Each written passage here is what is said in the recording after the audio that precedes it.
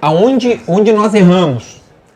Nós erramos em primeiro lugar, eu acho que nós não soubemos administrar bem uma situação de vestiário que me pareceu que aconteceu, que foi exatamente, às vezes, nós temos uma grande parte dessa culpa, e eu faço essa meia culpa, de todos nós, quando eu falo nós, direção, torcida, imprensa, de excessivamente valorizar às vezes o jovem que está vendo e não ver que o elenco é uma mistura de pessoas, de jogadores mais experientes, jogadores mais antigos, e quando tu joga toda a responsabilidade de fazer uma situação em uma parte só, acaba criando um problema no elenco.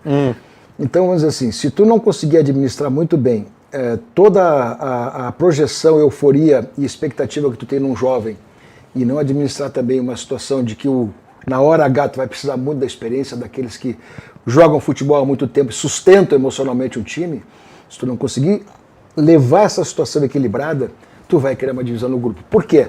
Porque hoje as personalidades que se formam no futebol, e principalmente a gurizada, ela chega muito maior do que propriamente é. Se tu não tiver uma preparação na base, no sentido de preparar um guri para chegar sabendo que ele vai ter a notoriedade rápida, que ele vai ter a fama rápida, que ele vai ter dinheiro rápido, e que tudo isso não pode se transformar no fim da vida dele em apenas um ano, mas que isso tem que ser, na verdade, um meio para que ele ascenda e cada vez mais se comprometa com a sua profissão. Então, quando tu não tem o trabalho final de tudo isso, acaba dando um vazio no sentido de harmonizar os ambientes e principalmente chamar a atenção de que nem o jogador mais experiente precisa do novo e o novo principalmente precisa receber o conselho do velho como se aquilo fosse uma coisa boa. Mas, presidente, o senhor entende que contratações foram feitas muito mal nesse decorrer? Não, eu concordo que nós nos equivocamos de contratações. Mas o que tu pode fazer de uma liderança? A liderança tem vários aspectos. Pode ser uma liderança pessoal, impositiva, de conduta, de exemplo. Pode ser uma liderança técnica, pode ser uma liderança moral, pode ser uma liderança de várias formas. Quer dizer, uma liderança não se exerce apenas por um papel. Tu não consegue unificar todas as virtudes de uma liderança em apenas uma pessoa. Isso raramente acontece, mas desde que haja o elemento do novo, de confiança naquela pessoa, e que ele é capaz de ouvir, também falar e debater, para o seu aperfeiçoamento pessoal, isso pode ser o guri para o jogador mais experiente, do experiente também para o guri. Ninguém no mundo é capaz de não produzir um conselho ou uma opinião que não possa agregar algum valor para ti. Quer dizer, então vamos combinar, não é a idade que vai determinar isso. São os valores de vida que vão determinar isso. Quer dizer, a capacidade que eu tenho de transmitir aquilo que é bom para o conjunto. E eu tenho para mim que nós deixamos um pouquinho essa questão sair do prumo. Para mim aconteceu isso e lamentavelmente chegou um determinado momento.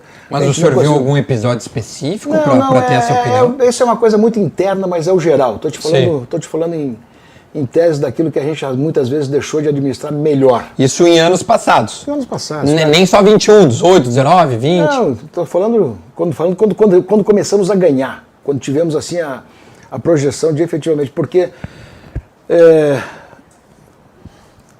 o Grêmio trouxe muitos jogadores às vezes que poderiam ter sido evitados e substituímos muito para um elenco pronto, e esse elenco pronto que poderia nos dar resultado imediatamente. E foi isso que procuramos fazer, quer dizer, daqui para frente vamos fazer um elenco que nos dê resultado imediato.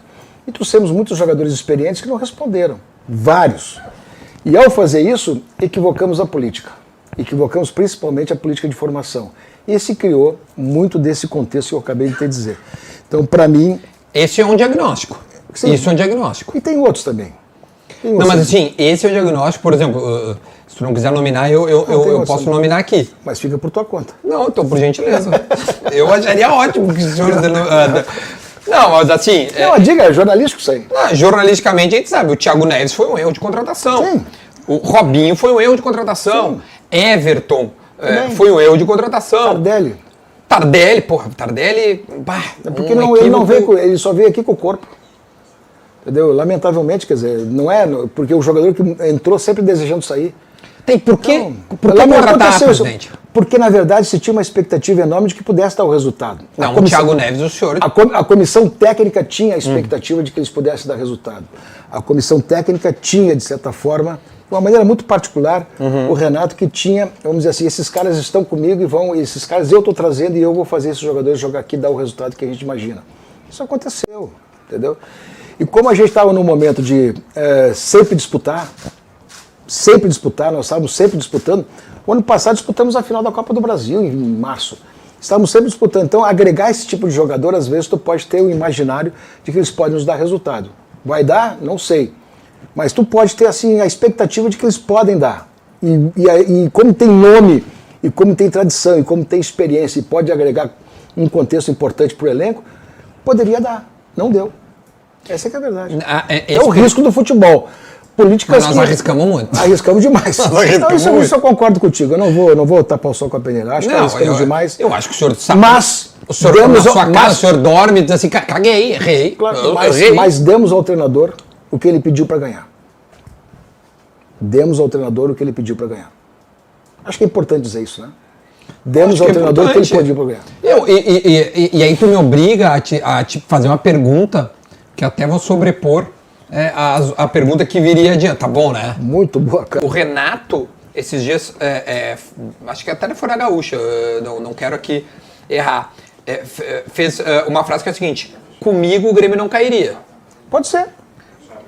Pode ser. Pode ser, por que não? Eu acho, e aqui vai uma situação que eu acho que faz parte do diagnóstico também, que a saída dele deixou um vazio de liderança muito forte. Porque ali estava montado por quase 5 anos uma situação não apenas do corpo do grupo de jogadores, mas também funcional, de muito compadrio, de muita afinidade, de muito comprometimento e principalmente de muitas concessões. Então isso cria um ambiente de muita solidariedade entre eles, né? E como o grupo foi montado também, a imagem do Renato, ao seu pedido e principalmente a sua forma de examinar e ver futebol, o grupo foi montado por ele, talvez que com ele pudesse dar um rendimento diferente, né? Mas não foi isso que aconteceu. E olhando para trás, acho que foi um erro ter demitido o Renato? Naquele momento havia um certo assim, estressamento das relações gerais. Distanciamento. Não é distanciamento. Havia um questionamento geral de queda de produção do time, havia uma situação... Sim, só para lembrar, né? O Grêmio tinha sido eliminado de uma forma acachapante. 2 eliminações. Perdemos a Copa do Brasil, mas era a final. Ali tu poderia perder para o time melhor. O time melhor. Mas a pré-Libertadores foi muito ruim. Né? E depois a Sul-Americana também. Depois caiu a Sul-Americana também. Foi muito ruim. Quer dizer, havia um declínio, se sentiu a necessidade de fazer mudança. Entendeu? Essa mudança partiu de quem? Foi praticamente um encaminhamento. Nós fizemos uma reunião no Conselho de Administração em caráter extraordinário, fizemos a definição, comunicamos ao Renato que estávamos aí, e ele disse: eu já também estava com esse mesmo pensamento. Então, na verdade, vamos fazer... Uma saída conciliatória, dá para dizer assim? De consenso, porque se nós avaliamos que talvez não tivéssemos muito mais coisas para produzir, e ele também estava avaliando dessa maneira, e utilizou muito, olha, a minha família também acha que eu também estou no limite aqui, acho que está na hora da gente... Então, na verdade, pode-se dizer que nós conciliamos a saída e principalmente consensuamos a saída. Mas quando tu ouviu essa frase, se é que já tinha ouvido, eu acredito que sim, que comigo o Grêmio não caía. Isso vai ficar eternamente no imaginário. E eu dei as razões porque eu também acho que poderia não acontecer. Quer dizer, um elenco montado, a sua imagem e semelhança e a seu pedido. Então, na verdade, foi isso. Ô, presidente, essa aí do Renato eu coloquei no meio, mas a pergunta que me veio, a gente tá falando aí essas contratações e tal. O Elkson, que recentemente já está até treinando, é um perfil, e eu quero que o senhor agora dê a sua opinião, semelhante a esse que a gente colocou agora, ou a gente pode colocar ele à margem disso? Eu não acompanhava a carreira dele, vamos começar por aqui. Depois eu fui examinar exatamente porque... Imagino que o senhor conhecia ele bastante do Botafogo, sim, né? Mas assim, quem disser que assim, viu o Elkson na China... Eu não acompanhava a carreira dele. Ele estava há um tempo parado, voltou para cá, esse problema da China suspendeu o futebol, ele voltou para cá e ele vai fazer uma carreira de recuperação aqui. E de uma maneira muito consciente, sabe por quê? Porque não veio aquela história, não, vamos fazer um contrato daqui de 2 anos, esse ano, mas o ano que vem... Como é que é o contrato dele? O contrato dele é de 1 ano, vai até o final de novembro. E depois vamos lá ver se todo mundo cresce junto, né? Nós estamos todo mundo, não é um contrato de risco, mas claro que tem bônus pela subida. Mas vamos dizer assim, ele entendeu que nesse momento do Grêmio, no momento da recuperação da carreira dele, toda a sua trajetória, seria importante ele vir para cá e também corresponder. E ele teve processo de convite de outros clubes, não foi. Mas também talvez os outros clubes não chegaram onde nós poderíamos chegar, entendeu? Principalmente na questão remuneratória. Agora, Ele vem entendendo que ele precisa também se afirmar. E para mim isso é um fator extremamente relevante e importante, porque é um jogador de 32 anos, chinês, naturalizado, e quer jogar ainda pela seleção. Quanto tempo ele ficou? Se demitiu muita gente campeã naquele momento, né? Uma comissão técnica praticamente. Rogerinho, Rogerião, a nutricionista Catiúcia, fisioterapeutas, médicos foram um pouco antes. O Henrique voltou. O Henrique até tá de volta, é verdade. Dessa gurizada, tá? E eu vou chamar de gurizada, né? Com perdão porque é uma galera muito experiente até, mas enfim, por ter um mínimo de proximidade e ser muito fã de todos. Aquilo que aconteceu, como é que o senhor avalia com o distanciamento? Te diria o seguinte, algumas situações tinham que ser tomadas atitudes e outras não. Me arrependo de uma, porque na verdade aquilo foi um consenso, um consenso da comissão técnica que tinha necessidade e gostaria de fazer algumas situações de ajuste. E praticamente quase todas as sugestões vieram da comissão técnica. Eu vou te dizer o seguinte, naquela oportunidade a gente atendeu a comissão técnica, mas eu não faria mais aquilo. Não naquela intensidade. Talvez fizesse uma situação ali, uma situação aqui, uma situação pontual assim, mas não faria, vamos dizer assim, a desestruturação de constituir uma nova comissão técnica em relação àquela que tinha sido vencedora da Libertadores. A equipe de trabalho direta da comissão técnica era de responsabilidade do Renato. As escolhas eram dele, iriam trabalhar diretamente com ele. O que nós erramos foi no conceito. Tu não substitui uma equipe que nós em 15 tínhamos como uma equipe de casa, uma equipe definitiva, uma equipe que nós denominamos, vamos dizer assim, permanente. Tu não faz aquela substituição daquela forma. Então aquilo para mim foi o equívoco, erramos no conceito. Não que as peças, alguma peça dali, uma peça daqui não pudesse ter sido substituída, mas a gente atendeu aquilo que a comissão técnica pediu, ou seja, ela gostaria de ter outros nomes para trabalhar com ela. Bom, atendemos, mas eu vou te dizer que o conceito naquele momento, se eu tivesse todas as experiências de vestiário vividas, eu não faria aquilo, porque senão não se cria nunca, em qualquer processo, não desestrutura tudo para fazer um novo processo tão rapidamente. Esses processos são processos que podem ir mudando peças, mas eles têm que permanecer na essência com aquele espírito vencedor, com aquele espírito de clube, com aquele espírito de comprometimento e a cultura de fazer o clube. Então, o rompimento geral é que foi ruim. O resultado foi ruim, não foi bom. Entendeu? Fizemos aquilo atendendo uma solicitação, um encaminhamento da comissão técnica. Mas, repito, o conceito, eu não tive a dimensão exata de que o conceito estava sendo comprometido naquilo que nós estávamos fazendo no discurso de 2015. Mas alguém, porque nós estamos demitindo o preparador físico da seleção brasileira, o preparador de goleiro, o Rogerião ainda não tinha, enfim, o nome que tem hoje, afinal ele é bicampeão, né, com o Palmeiras. Enfim, uma estrutura realmente... Não, vencedor também dentro do clube, enfim... não é possível que ninguém bateu no senhor e disse, não, presidente, não, acho que aqui não. Nós fizemos um debate sobre isso, mas não chegamos ao ponto assim porque também aquela atitude foi muito rápida. Né? Aquilo foi tomada uma decisão muito rápida. E depois discutimos aquilo internamente lá, mas não no diagnóstico, olha, vamos refazer, Não, se refez algumas coisas no final, e algumas pessoas que vieram dali,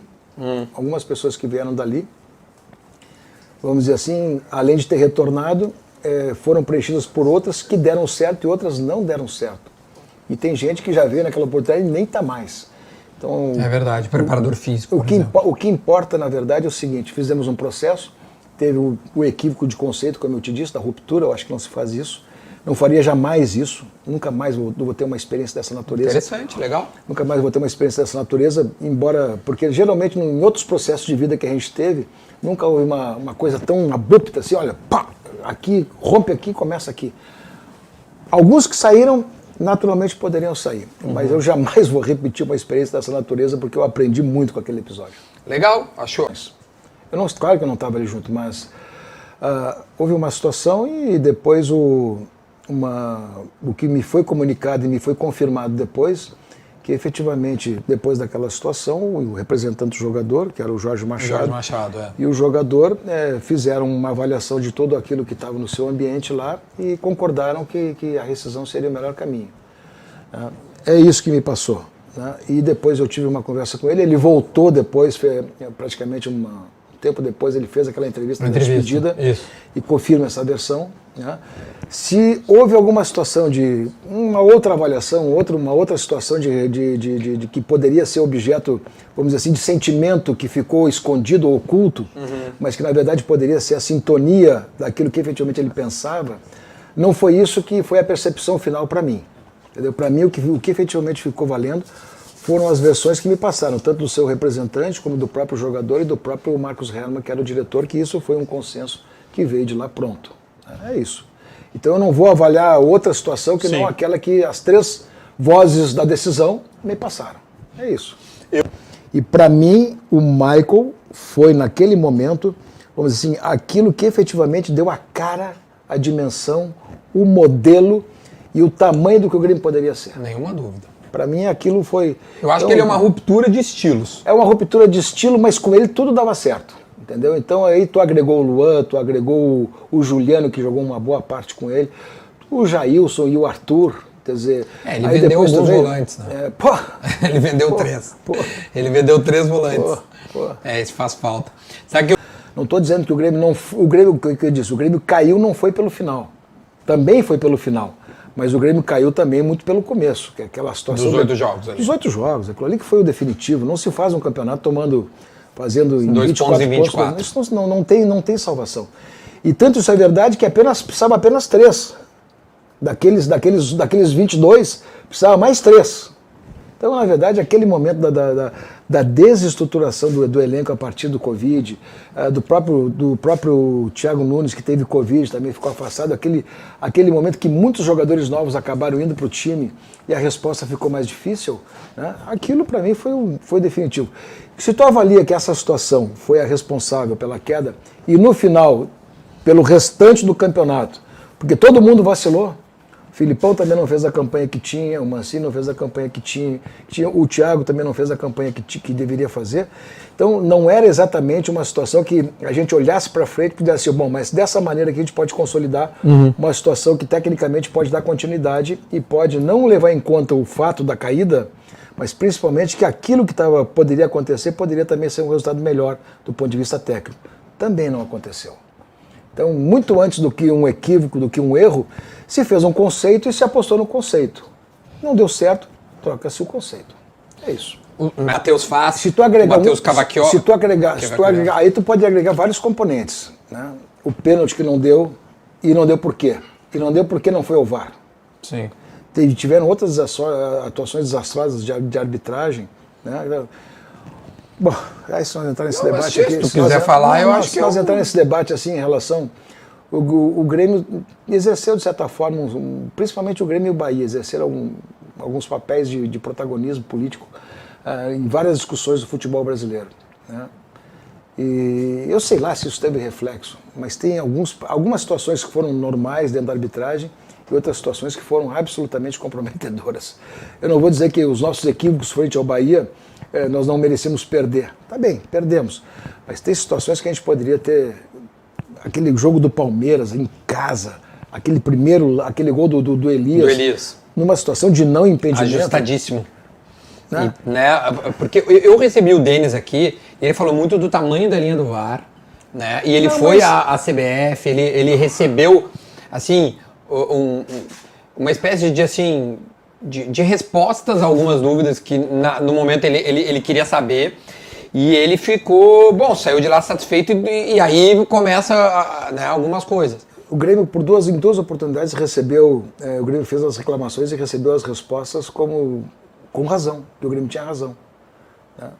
Se alguém escreve que o Grêmio tem razão numa reclamação de arbitragem que tem um lance capital, faz exatamente, olha, foi pênalti.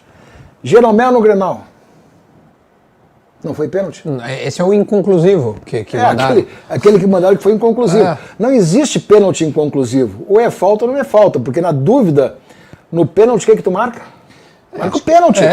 Marca o pênalti. Porque entendeu? Porque vem empurrado. E teve o lance do São Paulo também, que o Jeromel foi empurrado de trás. Quer dizer, então certos lances capitais assim, mas eu contra o Galo, lembra o empurrão da barreira no Campaz? Eu não quero jogar isso como se fosse a questão definitiva. Nós não morremos por conta disso. Tá? Nós não tivemos o desastre por conta disso. Mas quando tu olha para o detalhe, tem certas coisas que poderiam, de certa forma, nos redimir, poderiam, de certa forma, nos salvar. Sim. Entendeu? Então tu fica sempre naquele imaginário coletivo que qualquer injustiça cometida nesse momento, ela potencializa muito a nossa indignação. Mas não foi por isso também. Vamos combinar. Não quero ficar aqui reclamando. Não foi por isso que nós caímos por outras razões. Quando é que o senhor anuncia a sua candidatura ao governo do Estado? O povo não vai ter esse problema, o povo não vai ter... Gostou da minha pergunta, né? A gente peguei essa aí, tu não esperava. Quando eu esperava assim, eu achava que vinha alguma hora. Como diz o outro, o povo não vai ter esse sofrimento, fica tranquilo. Essa eu peguei. É a pergunta Gil Cupim, a pergunta mais... Mas a candidatura, todo mundo tá falando, né? Assim, onde a fumaça, fogo ali, ó. Tá vendo? A menor dificuldade de tratar dele, sabe por quê? Porque eu acho que o que nós temos para fazer este ano é retornar, entendeu? E talvez se a situação não fosse essa, poderia ser diferente, mas no momento que aconteceu isso, eu tenho muita dificuldade. Tem que arrumar uma situação muito excepcional para não cumprir o mandato no Grêmio. Tu lida com os memes que falam do superávit, eu vou te vender, eu vou te comprar, sabe essas coisas? Eu lido numa boa, sabe por quê, tio? Porque eu praticamente, eu acho que assim, é possível fazer qualquer situação de equilíbrio financeiro com desempenho esportivo. Vou excluir o ano passado, porque o ano passado foi uma coisa que, sinceramente, é uma coisa que me machuca demais. Mas eu acho que é possível ter sucesso levando em conta equilíbrios econômicos, financeiros, bom planejamento, times competentes e, principalmente, não simplesmente gastando, entendeu? Acho que é possível fazer isso. E às vezes acontece o que aconteceu conosco, gastamos bastante, também não levamos nada, ao contrário, fizemos um processo inverso daquele que culturalmente o clube estava acostumado a fazer. Eu lido bem com isso e, sinceramente, muito antes do que uma ofensa, me fazem um elogio. Porque a responsabilidade fiscal de qualquer situação acho que é fundamental para todo mundo. Mas é muito contraditório, né? Acho que quando tu olha a saúde financeira do clube, o poder de investimento... Em relação ao ano passado, sim. Sim, em relação ao ano passado, poder de investimento. E o futebol que o Grêmio apresentou, isso aí deve te fazer... Não, nem me fala, porque eu fico doente, quer dizer, já passei um pouquinho do luto, mas quando eu me lembro disso, eu chego a acordar de noite, vamos lá. Mas eu não tenho nenhuma situação assim de...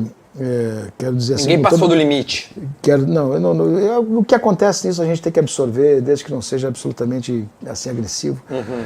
Mas eu quero te dizer uma coisa assim, eu não me sinto deprimido por conta disso, mas me sinto muito envergonhado.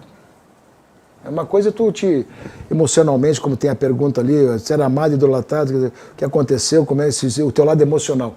Deprimido, não, porque eu tenho assim a certeza e o convencimento que fiz tudo que estava ao meu alcance para não acontecer o que aconteceu. Mas, em compensação, envergonhadamente eu fiquei. Isso, para mim, é uma coisa que eu não gostaria de passar na minha vida e de gremista e a forma como eu me dediquei para o clube.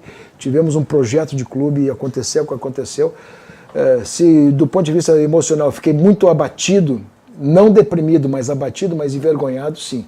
E quando a gente tem vergonha, a gente tem dificuldade de se relacionar. Quer dizer, eu tenho vergonha do torcedor, a exposição que a gente faz é uma exposição de olhar para o cara e dizer, olha, não te atendi. E a culpa de não ter te atendido é minha. Isso me deixa extremamente constrangido. Eu fico muito chateado por conta disso. O convidado não tinha vindo. Verdade. Tu veio porque tu me convidou. Verdade. E eu te atendi porque tu é um personagem importante do futebol. Quer dizer, mas se tu não tivesse me convidado, eu não teria vindo. Eu fiz a minha função institucional, eu falei antes do jogo, falei depois da comemoração, depois não falei mais, entendeu? Não é essa situação que pegou aí por conta de um conceito, só parece, não. Às vezes a descrição e trabalhar sem se expor, sem ficar justificando permanentemente, faz parte da minha personalidade. Eu, particularmente, não gosto de ficar o tempo inteiro falando para legitimar uma posição, porque... Se tu tem resultado, os resultados falam por ti. Se tu tem derrotas, tu tem que justificar, mas também as derrotas falam por ti. O que não pode acontecer é omitir-se. Eu nunca me omiti. Nunca me omiti. Nem tampouco apareço só para tirar louros disso. Ao contrário, das grandes derrotas do Grêmio, o primeiro a falar e botar a cara a tapa fui eu. Seja nas classificações iniciais do Campeonato os campeonatos gaúchos, que nós não ganhávamos em 15, 16, 17. Né? Sempre deixei, nunca participei de uma comemoração efetiva de campeonato, sempre fiquei de lado, sabe por quê? Porque não sou eu que comemoro. Quem ganhou foi os jogadores. E a festa é dos jogadores e a torcida. Não faço disso uma exploração pessoal, muito longe disso, as pessoas não me conhecem, estão muito longe de entender o que eu faço. Quer dizer, a exposição excessiva pode ser boa, pode ser ruim, mas particularmente eu prefiro muito mais a situação de discrição do que propriamente uma situação de exposição permanente. Não apareço quando ganha. Quando perde, sim, eu tenho necessidade de aparecer. E quando ganha, eu posso aparecer. Para mim é isso que acontece. Vamos lá.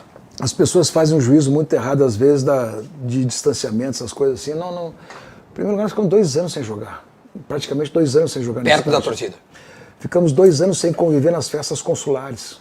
As festas consulares eram festividades de 500, 600, 1.000, 1.200 pessoas, 3 vezes por semana em vários municípios gaúchos, pelo menos em 3 festas por semana nos municípios gaúchos. Então, esse relacionamento, e eu era muito próximo disso, deixou de acontecer. Então, esse sentimento, às vezes, de distância, ou de não falar, ou essas coisas, essa percepção muito mais vale por uma situação equivocada de entendimento. E o que me fez o diagnóstico de que, nesse momento, seria extremamente relevante e importante que nós tivéssemos uma unidade de comportamento no sentido de fortalecer o time com apoio. Com apoio. Por quê? Porque a Série B é aquela dificuldade, nós vamos ter que estar todos juntos para passar, superar e conclamar e principalmente engajar a torcida definitivamente com um grande público em cada jogo, passou a ser um diagnóstico do clube. Né? Então, muito antes do que a torcida faz espontaneamente e faz sempre, né, nós estamos também estimulando isso, estimulando com ações concretas, quer dizer, nós estamos dando um plus para que a torcida de uma maneira organizada e engajada venha para o estádio sempre que o Grêmio joga.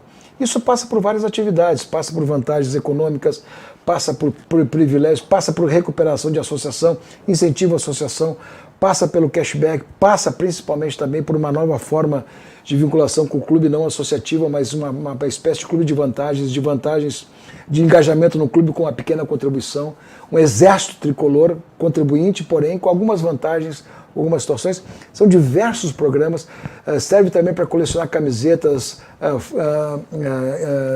obras de arte, frases, dá para cada partida uma dimensão muito superior àquela que propriamente é a própria partida, criando emblemas para a partida, quer dizer, engajando a torcida definitivamente, que cada jogo que nós vamos fazer na Série B é um jogo que vai depender muito vai ser uma guerra, uma superação, e que isso a torcida faz parte fundamentalmente junto conosco, que ela tem que estar junto.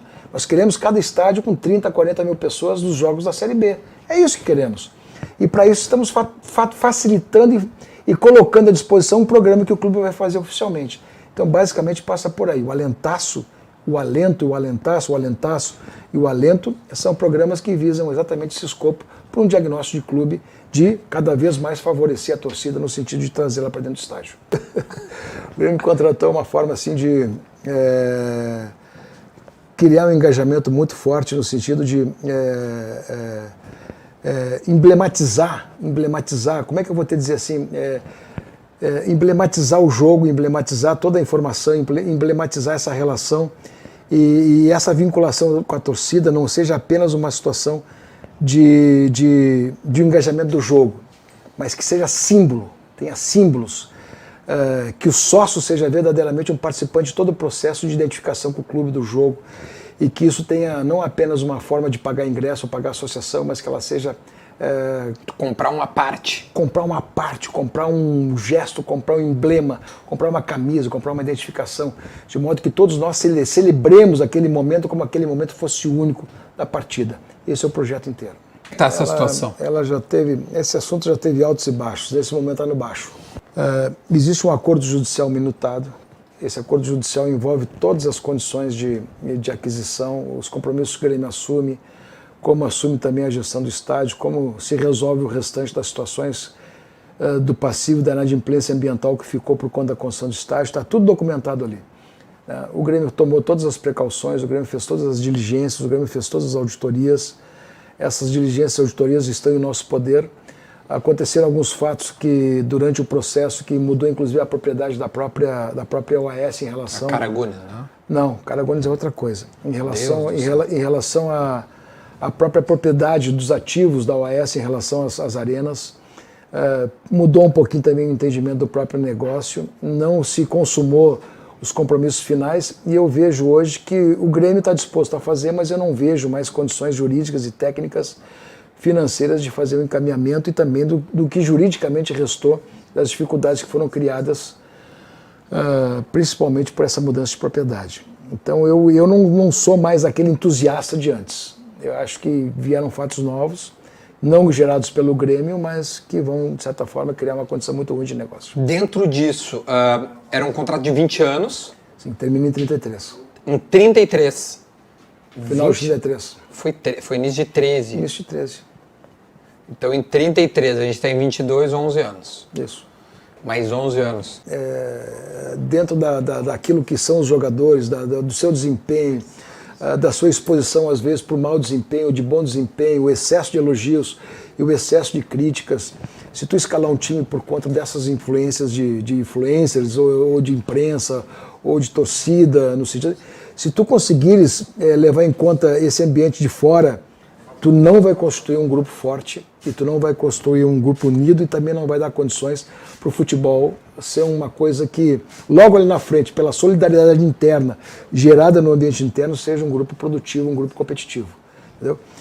Não se leva, se tu fizeres isso e, de certa forma, vacilar, principalmente vacilando no sentido de ceder às pressões externas, tu pode saber que esse é um sintoma de fracasso, é um sintoma de fraqueza, é um sintoma de vacilação daquilo que efetivamente foi construído entre eles para ter sucesso numa equipe coletiva. Então, eu vou te dizer hoje que isso seria até ruim e não seria bom, e eles não tratam isso como bom, e nem tampouco nós, que podemos discutir os temas levantados de fora, mas não tomamos nossas decisões levando em conta esses aspectos de fora. Mas o senhor... Deixa eu te fazer uma ponderação.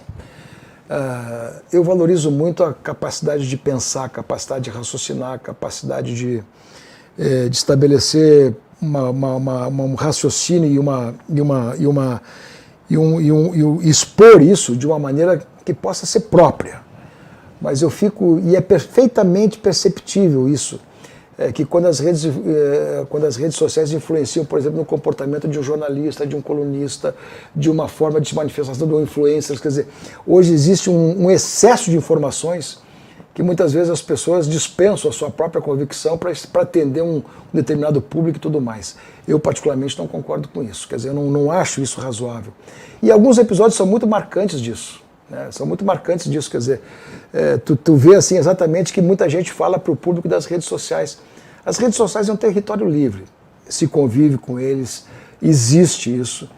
Nós temos rigorosamente uma situação que extrai coisas boas dali, mas vamos dizer uma situação assim bem clara, não podemos nos pautar por eles, pelas redes sociais de uma maneira geral.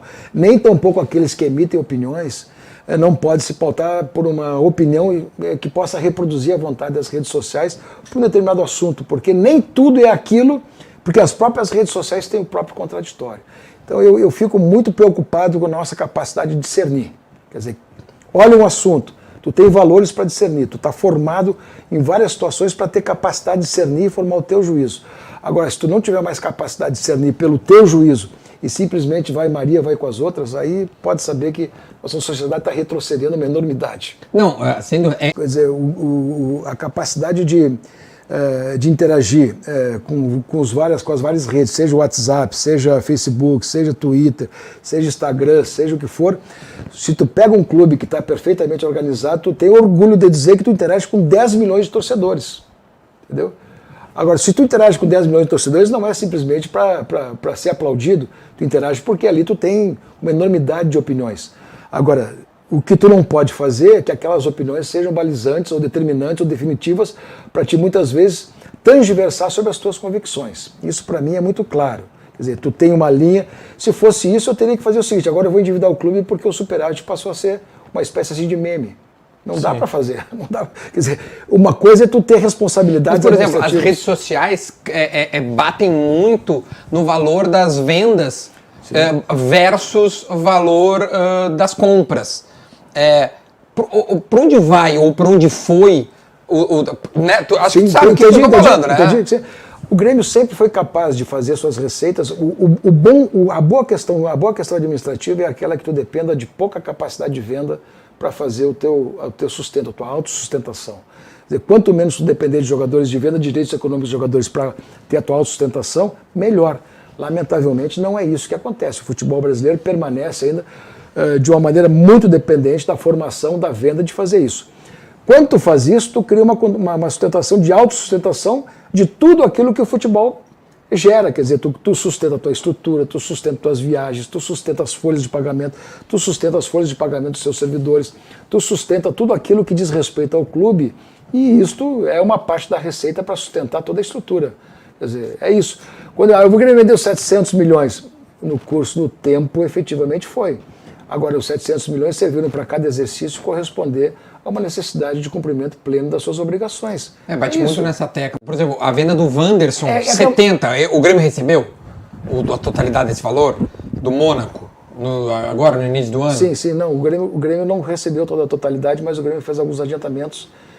Vamos supor assim, antecipou receitas no que diz respeito a aqueles cumprimentos futuros. O Grêmio gastou muito em rescisão, presidente. Muito. O Grêmio fez grandes negócios com rescisões. O Grêmio deixou de cumprir obrigações que poderiam chegar praticamente... Nós fizemos esses dias um cálculo lá sobre tudo isso. O Grêmio economizou nessas rescisões, em várias delas, muito mais de 70% das obrigações que teria que cumprir. Mas como às vezes tu tem que... Porque a legislação do futebol é uma legislação que nos obriga, é uma legislação especial, que nos obriga praticamente a cumprir com todo o contrato naquilo que se respeita. O jogador não dá, mas está com um contrato a longo prazo e acontece exatamente esse nível de situação. Mas o Grêmio, eu posso te dizer que o Grêmio praticamente economizou 70% dos valores que teria que cumprir até o final do contrato com as rescisões antecipadas. O Grêmio teve, e além do mais, conseguiu parcelamentos. O Grêmio teve muito mais do que um péssimo negócio, porque não havia desempenho em campo, ou havia necessidade de sair, ou queria sair. O Grêmio teve uma situação de um bom negócio para exatamente cumprir a sua parte da legislação através de um acordo extrajudicial. O que pode ser feito em relação ao Olímpico, o Grêmio já está fazendo. Quer dizer, quando o Grêmio não repassou a titularidade e também não repassou documentalmente os registros de propriedade do Olímpico para a OAS, o Grêmio já fez uma espécie assim de legítima defesa da inadimplência deles. Quer dizer, eu acho que o que o Grêmio poderia fazer, está fazendo. O Grêmio mantém uma vigilância patrimonial. Lamentavelmente, aquele prédio não tem mais nenhuma atividade. Por não ter nenhuma atividade, está sujeito, às vezes, a pessoas que invadem, pessoas que vão para lá. Depredações, não tem mais o que depredar, não tem mais atividade nenhuma lá, mas o Grêmio, por exemplo, procura evitar que aquilo seja, pelo menos, invadido. De vez em quando acontece lá de uma pessoa dormir lá dentro, essas situações acontecem. Mas o Grêmio mantém aquela guarda patrimonial lá e vai manter até essa situação ficar resolvida. Então, na verdade, o que nós estamos fazendo não é... Nós não temos mais condições, no curto prazo, sequer manter alguma atividade esportiva lá, porque não vai acontecer. E nem restabelecer o Olímpico. E nem restabelecer o Olímpico. Isso efetivamente não vai acontecer. Se por acaso nós ficarmos com o Olímpico mais adiante por conta de uma outra negociação, efetivamente aquilo vai se transformar num patrimônio a ser vamos dizer assim, resolvido, sim, a ser resolvido para exatamente contribuir para aquilo que o Grêmio vai assumir ou principalmente para manter aquilo dentro do patrimônio do clube. Hoje tem, né, presidente? Hoje tem o quê? Não sei. Eu vou dormir em casa. Vou pôr os olhos aí. Com relação ao preço referente aos ingressos da Série B, irão baixar? No programa do Alentaço tem essa discussão, mas essa não é uma discussão que depende exclusivamente do Grêmio. O Grêmio, na verdade, o Grêmio, quando trata desse tema, o Grêmio tem que negociar com a Arena essa situação toda. E o Grêmio, em alguns momentos, inclusive, teve que garantir um mínimo de valores por conta da política de preços de ingressos para garantir a sua torcida um preço mais acessível, mas teve que complementar os valores para a própria Arena porto-alegrense. Estamos em debate sobre isso, para criar uma situação não apenas de jogo por jogo, negociar partida por partida, mas criar uma situação mais perene, mais tranquila, de modo que todo torcedor saiba, o associado saiba, que os preços do campeonato inteiro serão aqueles, de modo que possa ficar mais tranquilo em relação a esse tipo de assunto. Mas não é uma situação que a gente garanta, porque não depende exclusivamente do Grêmio, a não ser que o Grêmio pague uma diferença, uma compensação por conta de uma política de rebaixamento de preços. Não, eu acho que algumas situações... interessante, sim. Não, algumas situações a gente remunerou por conta exatamente do momento que o Grêmio tinha. Não tem mais muitas situações dessa natureza, não tem mais. Mas em determinados momentos, quando o Grêmio foi muito vencedor, o Grêmio pagou o preço das vitórias, o Grêmio pagou o preço da valorização do elenco. E se quisesse mantê-los, teria que pagar o custo disso. Quer dizer, então essa política de ganhar e remunerar de acordo com aquilo que efetivamente são as conquistas, isso aconteceu. Hoje não restam mais muitas situações daquilo que não foi distorção, daquilo que foi a valorização do momento do futebol que eles jogavam, entendeu? Mas em um determinado momento aconteceu isso efetivamente. Mas, presidente, será que eu não vejo dessa maneira, não é pagando mais para render mais, é para pelo menos manter o nível de competitividade que ele fez jus àquela, vamos supor, aquele salário naquele determinado momento. E aí, às vezes, o jogador não responde exatamente de uma maneira igual àquele momento, ele baixa de produção. E aí fica tudo por terra arrasada, quer dizer, fica tudo mais ou menos numa situação de, olha, apostamos, não correspondeu tecnicamente, e aí acabou aí fica com o salário alto e acaba não tendo uma situação de reprodução de desempenho esportivo. Isso depende muito de cada jogador, mas tu não com esse raciocínio, tu faz muito mais pela valorização do momento do que qualquer outra coisa. É a realidade, às vezes tu pode ter uma expectativa de valorização que não corresponda tecnicamente. Isso aconteceu conosco, não apenas com um ou dois, com vários jogadores. Então, essas contratações, em primeiro lugar, passam pela comissão técnica. Não venha me dizer que a direção compra. A direção respalda a compra e procura organizar a compra, mas, basicamente, todo esse encaminhamento de contratações, tu não vai dar para o treinador um jogador que ele não quer. Vamos combinar. Essa história é uma pantomima, quer dizer, vem exatamente dentro de um conceito de avaliação prévia, de características dos jogadores, de situação de vida pregressa, tudo isso é examinado pelo órgão específico lá, pelo centro de avaliação que o Grêmio CDD. tem. Que o Grêmio tem, o CDD. Hoje tem outro nome, por isso que eu não quis dizer o nome, tá. Senão eu sabia que era CDD, mas tem Centro Digital de Dados, era o que eu sabia. Mas agora tem outro nome lá, tá. Eles inventaram outro nome lá e tal, então não vou pular. Tá. Então essas situações todas acontecem, né? E também ele se leva em conta porque o Grêmio não contratou ninguém. O Grêmio simplesmente trouxe os jogadores para uma situação de empréstimo, alguns gratuitos, outros pagos, mas o Grêmio, direitos econômicos basicamente esse ano de ninguém. Então já se desfez de um, trouxe mais dois para aquela posição. Está trazendo agora aí o jogador do Fluminense, está trazendo o centroavante. Então o Grêmio procura, na verdade, nesse momento, dentro daquilo que vai jogar e principalmente observando aquela necessidade que tem para as questões técnicas de um campeonato brasileiro de Série B, trazer jogadores que possam atender o treinador e que possam atender também uma circunstância de jogo, um modelo de jogo que atenda aquilo que o treinador está pedindo. É basicamente isso que está acontecendo. Mas assim, a gente já entendeu, né, que anteriormente acabaram tendo algumas contratações precipitadas, o senhor já fez a meia-culpa. Hoje em dia o senhor barraria alguma contratação que o senhor não viesse a concordar? Não, eu dou a minha opinião muito forte e boto na mesa do debate. Quer dizer, eu dou a minha opinião. Acho que essa contratação... Teve jogadores que basicamente só não dá e tal, e acabaram, de certa forma, desistindo. Também teve jogadores que eles convenceram, mas eu preciso, e vai. Quer dizer, então, isso não é um processo, vamos dizer assim, autocrático, nem tampouco um processo único. Uma pessoa só decide. Aquilo vem a comissão técnica, vem a direção, vem o grupo de avaliação, tudo isso aqui tu faz uma avaliação geral. E no final das contas tu bota tudo isso na mesa e faz a contratação ou não. Né? Muito passa por um processo de convencimento. Agora, todas as iniciativas de contratação são definitivamente e finalmente assim, vão ser confirmadas pela comissão técnica. Tu não bota jogador na comissão técnica, tu não dá para eles aquilo que eles não querem. É a mesma coisa, quer trazer, traz. Mas eu não vou botar para jogar. E o que tu faz com isso? Isso acontece. Eu vi várias vezes acontecer isso. Pode trazer, mas ele não vai jogar, eu não vou botar ele para jogar. E pode acontecer também de precisar dele, mas não é uma situação, uma opção que eu vou ter em caráter assim permanente. Isso acontece. Então, quando tu tem uma situação dessa natureza, tu não compra, tu não traz, Sim. tu não contrata, porque não vai adiantar nada. O patrocínio mais forte, o Grêmio tem um patrocínio muito forte, que é o Banrisul. O Grêmio hoje está praticamente com essa camisa completamente tomada dos patrocínios que tem. Até quando é o Banrisul? Banrisul até 23.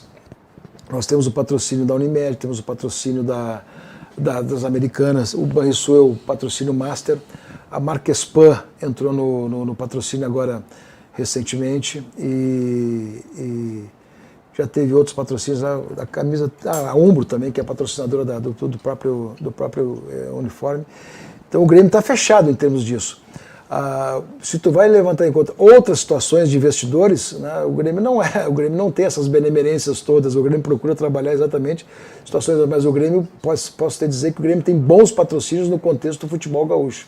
Se tu levar em conta os patrocínios... Posso perguntar quanto é que paga o Banrisul? Eu não tenho problema de dizer, tomara que eles não fiquem bravos comigo. O patrocínio, às vezes, em termos de contrato... o Banrisul agregando o Banrisul e a Vero, que veio depois, dá em torno de 26 milhões ano. Ano, 26. Vale mais! Alô, Banrisul, vale mais! Então, acho que ele pode iniciar fazendo uma bela campanha, acho que tem condições de começar bem. E na necessidade do campeonato a gente vai saber se vamos precisar de mais alguma coisa. Mas nesse momento o grupo que está formado eu acho que é um grupo suficiente para começar muito bem a Série B. Eu acho que o Lua tem uma profunda identificação conosco. Ele, quando a gente jogou contra o Corinthians, ele foi ao vestiário, ele sempre tem relações com o pessoal daqui e tal. Mas é um jogador que hoje, pelo custo dele, pela forma, principalmente da sustentação do seu contrato, acho que está inviabilizado de jogar conosco. Só uma situação excepcional, diferente, que possa constituir uma forma de contratação. Mas eu não vejo essa possibilidade nesse exato momento, não. Olha, a saída dele foi uma situação assim de desejo dele, quer dizer, ele facilitou bastante a saída. Quer dizer, se viu tecnicamente que não respondeu, depois houve aqueles problemas todos lá, talvez o ambiente gerado por tudo aquilo não dava mais para ele a condição plena dele jogar e tal. E eu tenho que fazer essa referência, quer dizer, depois de verificado que efetivamente ele não queria mais, nós também tínhamos uma certa necessidade de fazer algumas situações pela queda e principalmente uma adequação econômica financeira, ele nos facilitou muito a forma de saída. Eu tenho que dizer isso. Essas são as rescisões. Que a gente fala que o negócio dele foi excepcional. O senhor vai começar a pagar no ano quando voltar? Nem é isso. Esse compromisso é do clube, mas eu quero te dizer que... o senhor, desculpa, o Grêmio pagará ao Douglas Costa a rescisão a partir de 23. Desculpa, 24. Mas é um valor que ficou... Sim, o que iria pagar para o quê? Mas olha aqui, ó, muito aquém daquilo que efetivamente poderia ser se tivesse uma rescisão por iniciativa nossa. Entendeu? Houve uma contribuição muito grande da parte dele. Ele entendeu que naquele momento não poderia mais ficar no Grêmio, o Grêmio também entendeu que dificilmente poderia cumprir com ele. Todo mundo facilitou as coisas e se deu. Então vamos tratar o tema nessa ordem assim. Não vamos recapitular nada do que aconteceu e tal, porque o ser humano merece ser preservado. Entendeu? O que aconteceu, todo mundo faz as suas avaliações e deixa lá. Não havendo uma situação, qualquer debate que possa ser produtivo, qualquer debate que possa ser esclarecedor, qualquer debate que tenha consistência intelectual, de raciocínio, de contribuição para as coisas que possam melhorar, não tem ruim. Não tem ruim. O que é ruim são os debates que às vezes se perdem na agressividade. Aí, sinceramente, não vai produzir nada para ninguém. Nem para quem é agressivo, nem para quem está recebendo agressividade, e não vai. Agora, os ambientes que possam ser cada vez mais trabalhados do ponto de vista da inteligência e da contribuição positiva, isso para mim é sempre bom.